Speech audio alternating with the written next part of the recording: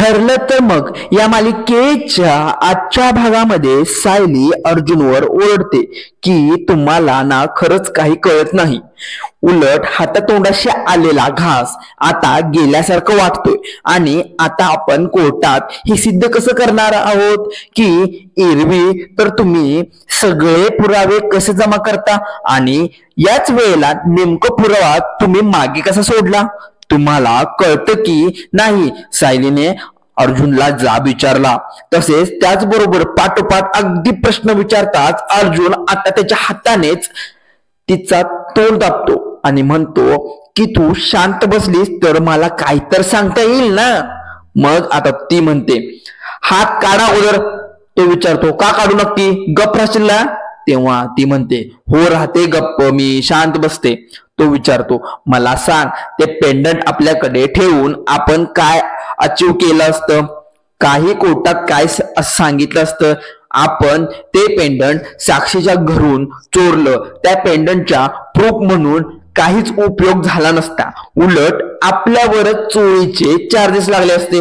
शिवाय तूही हे विसरू नकोस की तो तुकडा हा आपल्या पोलीस स्टेशन मध्ये सुद्धा सबमिट केलेला नव्हता आपण, आणि जो आपण केला नाही. अगोदर आपल्याला या गोष्टीशी डील करावं लागतं. त्यानंतर सर्वात इम्पॉर्टंट समजा आपल्याकडचा आणि साक्षीकडचा हे दोन्ही तुकडे आपण समोरासमोर ठेवले तर साक्षी असंच म्हणेल ना की पेंडंट माझं नाही आहे आणि मी कधीच पाहिलेलं नाही. मग हे कसं प्रूफ करायचं. हे पेंडंट हे साक्षीचंच आहे. यासाठी या गोष्टीवर खूप विचार करते आणि म्हणते आपण कोर्टामध्ये जेव्हा हा पेंडंटचा तुकडा दाखवू तेव्हा पेंडंट दुसरा तुकडा हा साक्षीकडे असायला हवा. पण तेव्हा अर्जुन म्हणतो एक्सलंट. तेव्हा म्हणतो की अर्जुन म्हणतोय तिच्याकडे नाही तर तिच्या गळ्यात असायला हवा आणि मगच आपल्याला कोर्टासमोर ते दोन्हीही तुकडे मॅच करून दाखवावे लागणार आहेत. तेव्हा आता सायली विचारते पण ती कोर्टामध्ये तुटलेला पेंडंट का घालून येईल. तेव्हा अर्जुन म्हणतो आता तोच विचार आपल्याला करायचा आहे. तेव्हा अर्जुन म्हणतो हे बघ आज आपल्याला कन्फर्मेशन मिळालेले आहे की साक्षीचेच ते पेंडंट आहे, तर अगदी जपून ठेवला आहे. त्यामुळे आता हे मॅनेज करायचं. ती पुन्हा पेंडंट तिच्या गळ्यात घालेल आणि ते घालून ती कोर्टामध्ये येईल. पण हा विचार अर्जुन आता करू लागतो. दुसरीकडे आता सुमन ही बाहेर काहीतरी करत असते. त्याच वेळी नागराज येतो आणि सुमनला विचारतो काय ग सुमन काय चाललंय काय तुझं.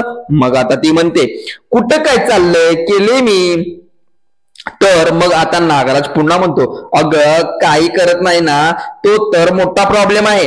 अगं तू धाकटी जाऊ बाई म्हणून काय वहिनींची जबाबदारी घेणार आहे की नाही. वहिनींना गोळ्या कोण देतं ग.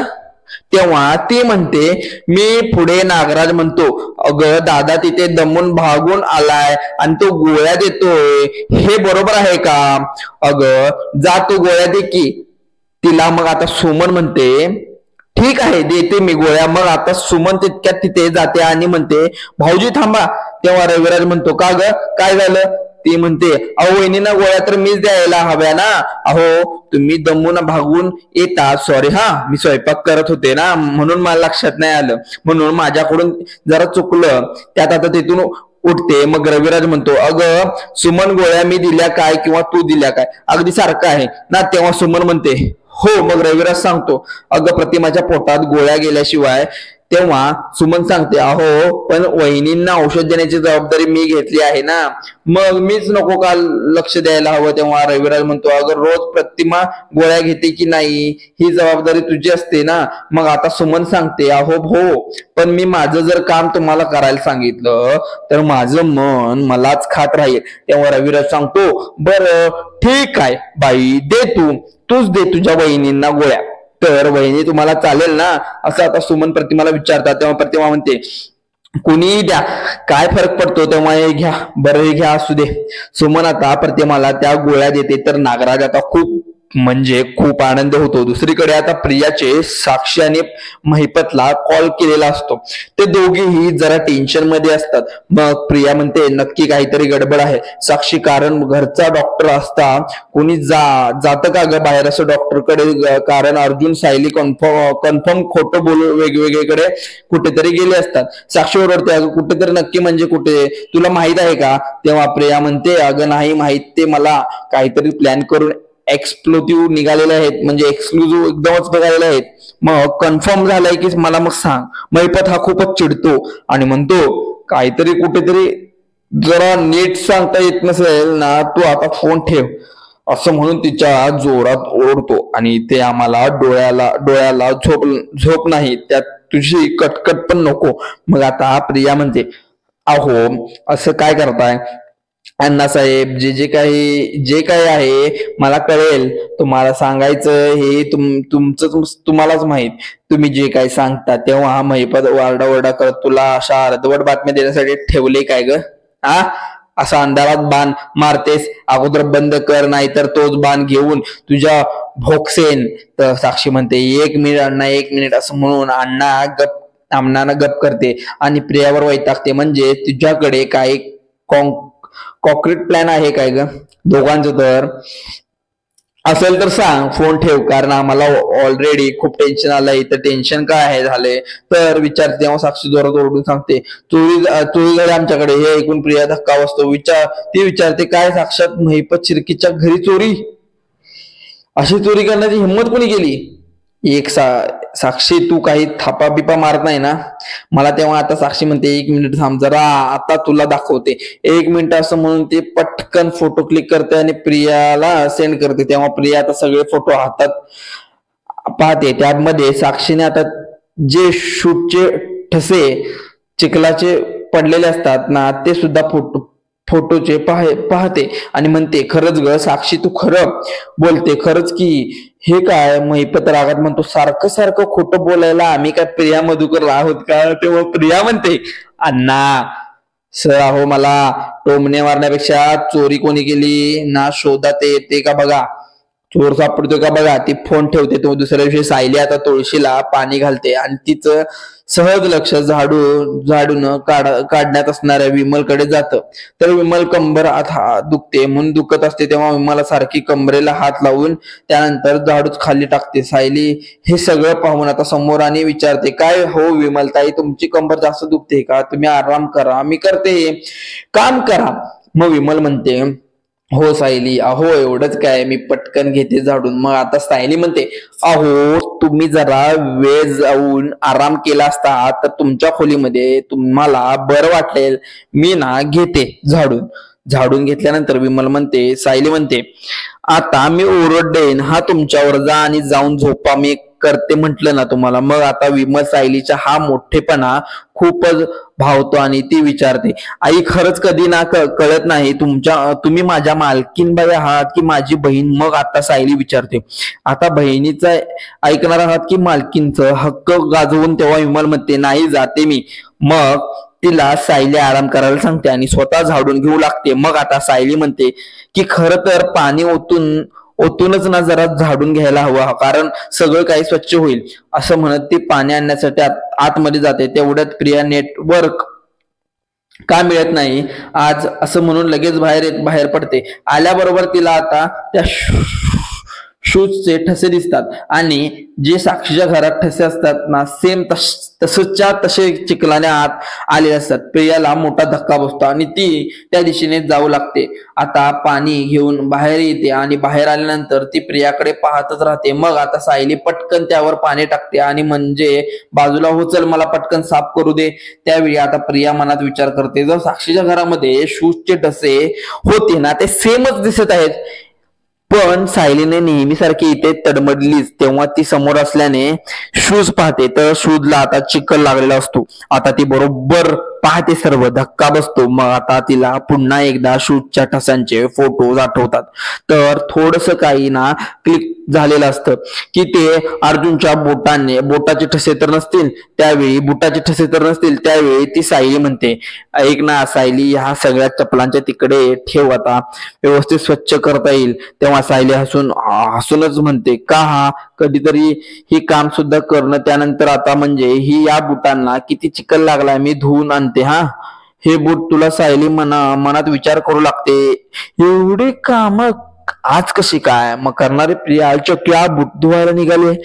पण चिखल तर काय इथे सगळ्या चपलांना असेल, मग हिने फक्त याचे शूज का उचलले असतील. हे बूट तर साक्षीच्या घरी जाताना यांनी घातले होते. मगाशी प्रियाने बुटाचे ठसे पाहत होती या तेव्हा आता सायलीने सुद्धा त्या सगळ्या गोष्टीचा आठवून मग आता ती प्रियाला अडवते आणि म्हणते, या सगळ्या गोष्टींना तू करण्याची अजिबात गरज नाही, आता दे इथे, मी साफ करते माझी. तेव्हा प्रिया आता लगेच तिच्या हातातून बूट ओढू लागते आणि म्हणते, अगं दे ना, मी करते साफ, त्याला चिखल लागलाय. तेव्हा सायली म्हणते, नाही म्हटलं ना तुला, साफ करायचे आहे तर चपला सुद्धा चिखल लागले आहे, ते साफ करणार. तेव्हा प्रिया म्हणते, त्यानंतर अगोदर तेव्हा प्रिया अगदी म्हणते सायलीच्या हातातून तू शूज जोरजोरात ओढू लागते.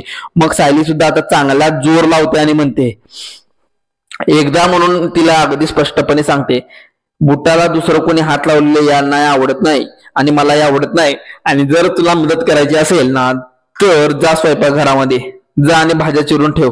आपली फोडणी टाकायच्या आधी विमल ताईंना तसंही बरं नाहीये, दे इकडं, असं म्हणत ती आता लगेच शूज स्वतःकडे खेचून घेते.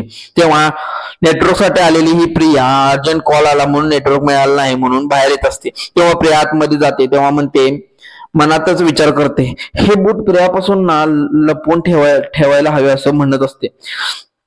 त्यानंतर इकडे रूम मध्ये आलेली असते. त्यानंतर साक्षीला कॉल करते. तेव्हा साक्षी कॉल रिसीव्ह करते.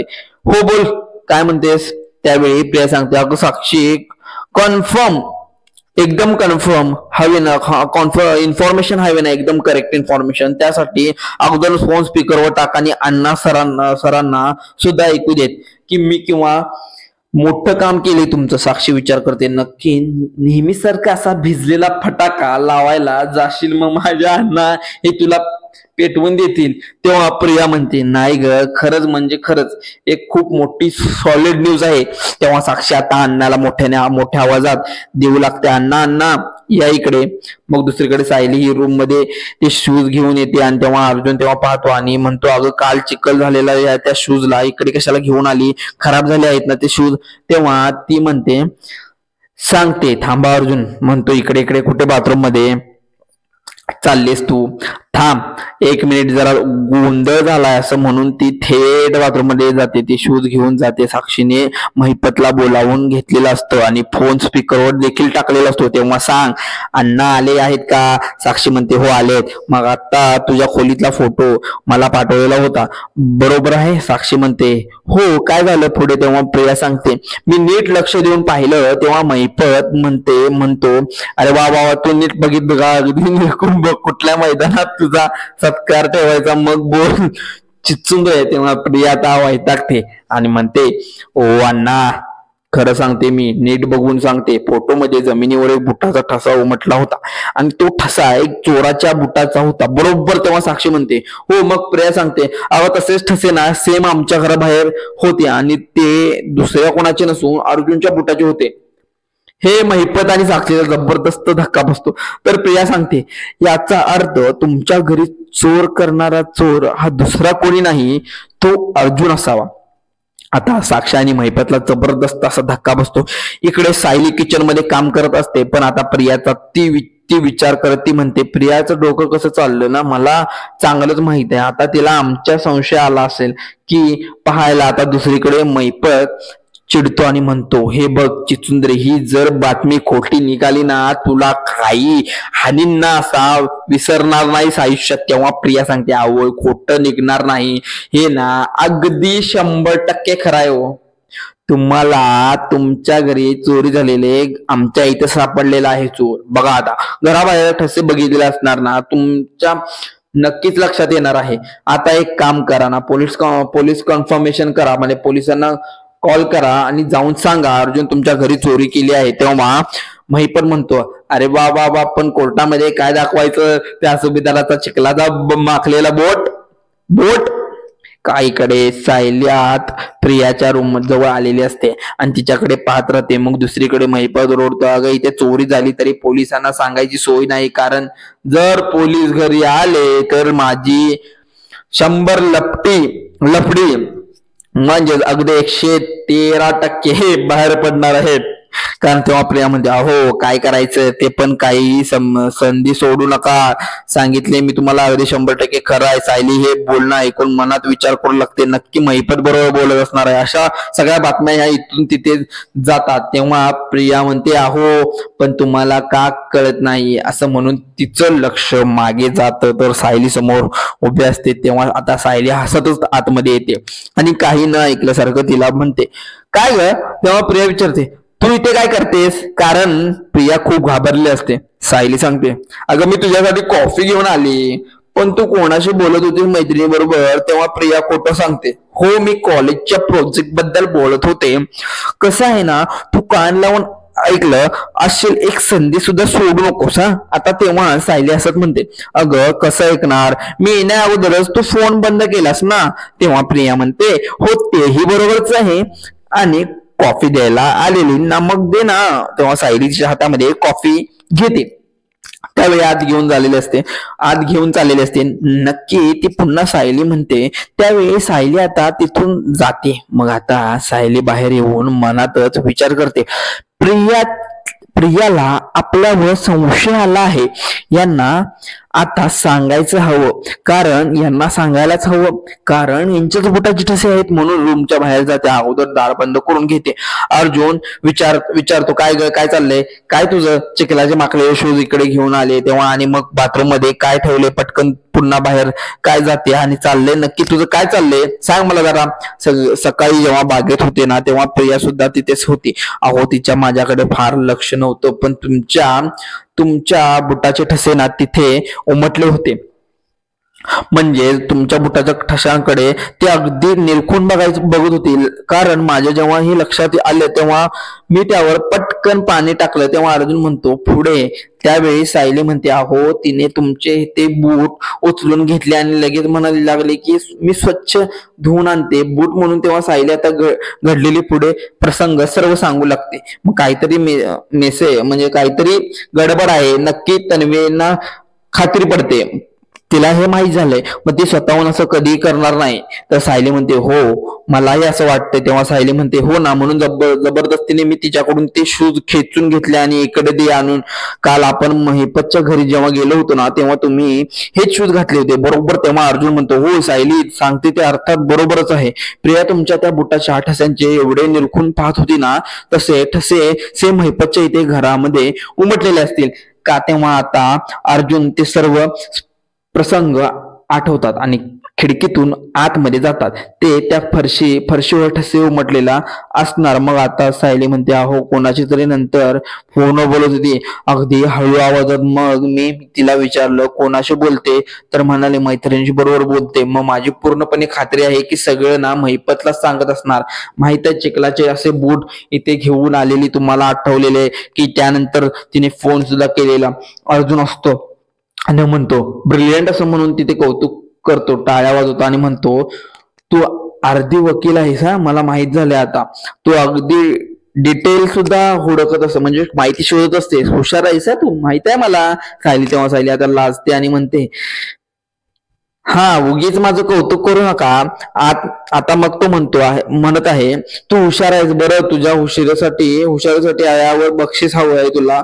हसत म्हणतो नको मला काहीच. हसत म्हणते नको मला काहीच.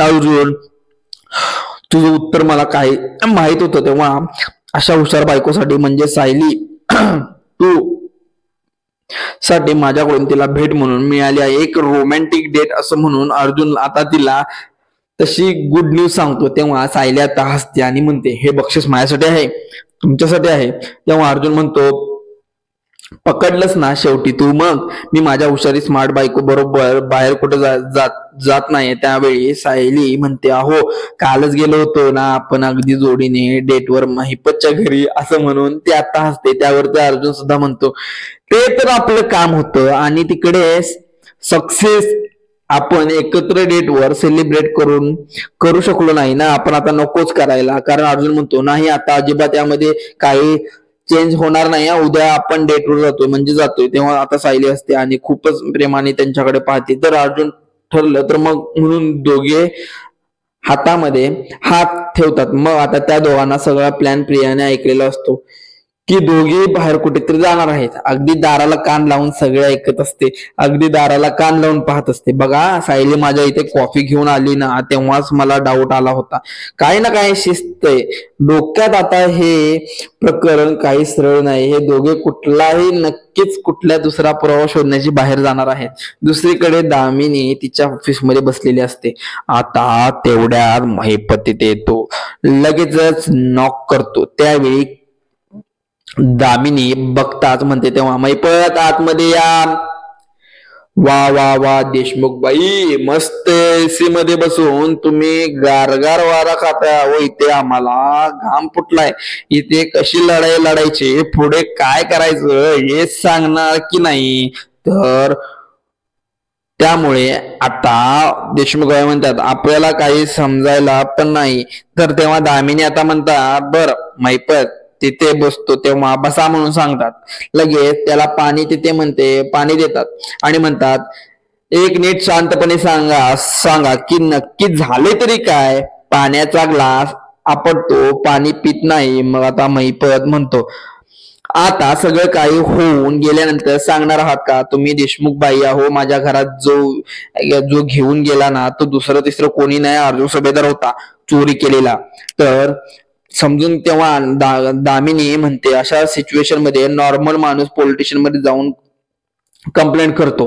तेव्हा महिपत सांगतो मी नॉर्मल आहे नाही आहे, मी नॉर्मल नाही आहे, माझा धंदा सुद्धा नॉर्मल नाही. अहो मी जर पॉलिटिशियन मध्ये गेलो 113% माझे लफडे बाहेर पडणार. दामिनी एवढं कळत नाही का तुम्हाला. दरवेळी असं घोड्यावर बसून येतात ना, म्हणून होतं प्रॉब्लेम वेळी सुद्धा सेम असंच होणार. तेव्हा महिपत रागात विचारतो मग काय हातावर हात ठेवून बसायचं का. मी त्यावेळी दामिनी ओरडते मी असं म्हटलंय का तुम्हाला. अहो दरवेळी एक गाव दोन तुकडे कधी करत नसतात. महिपत शिर्के अहो काही वेळेला माइंड गेम सुद्धा खेळायचा असतो. तेव्हा महिपत विचारतो काय काय असतो माइंड गेम. तेव्हा माइंड गेमचा हा हरीश मंड म्हणजेच यावेळी त्यांना असं उत्तर देतात की पुढे तुम्हाला काही माग दामिनी जर माघार घेते आणि म्हणते डेड बॉडीच्या बाबतीत नाही जमलं मला कळतंय पण यावेळी नक्की जमणार.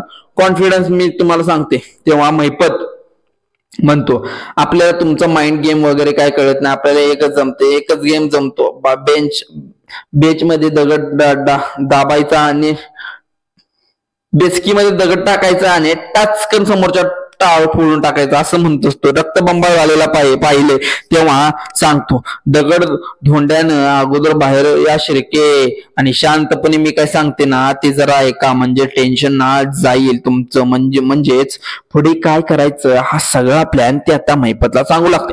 तेव्हा महिपत हा सगळा प्लॅन ऐकतो आणि दामिनी पाहत राहते. दुसरीकडे प्रियाला चैन पडत नसतं. रूम मध्ये येऊन आता झऱ्या घालत असते. म्हणजे अर्जुन सायली उद्या बाहेर जाणार आहेत म्हणजे काहीतरी प्लॅन आहे ह्यांचा. दोघांना थांबवायचं हवं कारण थांबून मी कळत नाही मला काय करावं हे सुचत नाही असं जेणेकरून त्यांचा प्लॅन समजेल असं प्रिया विचार करत असते. त्यानंतर ती म्हणते एक मिनिट सगळं टेन्शन दरवेळी मलाच येतं. नागोबा काय करतो काहीच नाही करत आणि तो महिपत टोचून बोलायचं तर काय संधी सोडत नाहीये. थांबा महिपत मी काय कामाला लावत असते. महिपत लगेचच कॉल करतो आणि त्यावेळी महिपत कॉल रिसिव्ह करतो आणि त्या म्हणतो बोला राणीसाहेब बोला कोणत्या चिखलामध्ये उडी मारली. तेव्हा प्रिया रागात म्हणते तुम्ही मला कितीही टोचून बोला तरी माझं काम ना अगदी चूक करत असते आणि त्याच बद्दल मी तुम्हाला बोलत आहे.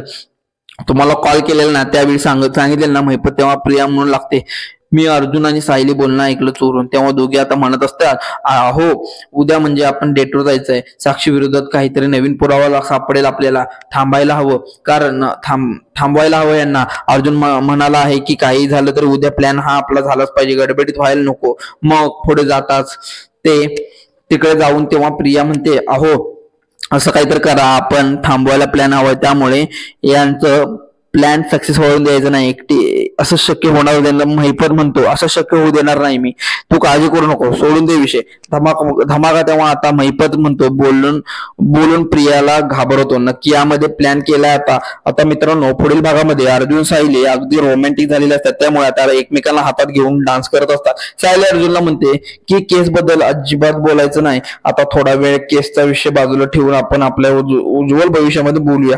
अहो तुम्ही, मी आणि असं म्हणून सायली खूप लाजते. अर्जुन आता हसतो आणि म्हणतो, अरे बापरे, तुम्ही आपल्यामध्ये अजून कुणालाही आणायचं विचार करते काय? तेव्हा आता सायली खूपच लाजते असते. त्यानंतर काही वेळेने चैतन्य घरी येतो आणि म्हणतो, अर्जुन मी कधीपासून फोन करतोय, तू कॉल का रिसिव्ह करत नाही? अरे दामिनी अर्जंट हिअरिंग मागून घेतले, नोटीस पाठवली आपल्यासाठी, आपल्याला निघावं लागेल. तेव्हा अर्जुन विचारतो, दामिनी असं हेअरिंग का मागून घेतलं असेल? तेव्हा सायली जबरदस्त असा धक्का बसतो आणि अर्जुन सुद्धा अचानक अशाच मालिके पुढील पाहण्यासाठी तुम्ही बघू शकता. या मालिकेमध्ये आता असं घडले. अशाच मालिका पाहण्यासाठी तुम्ही आमच्या चॅनलला सबस्क्राईब करा आणि चॅनलला सबस्क्राईब केलं नसेल तर बेल आयकॉनला प्रेस करा आणि तुमच्या मित्रमैत्रिणींना शेअर करा. चला तर मग धन्यवाद.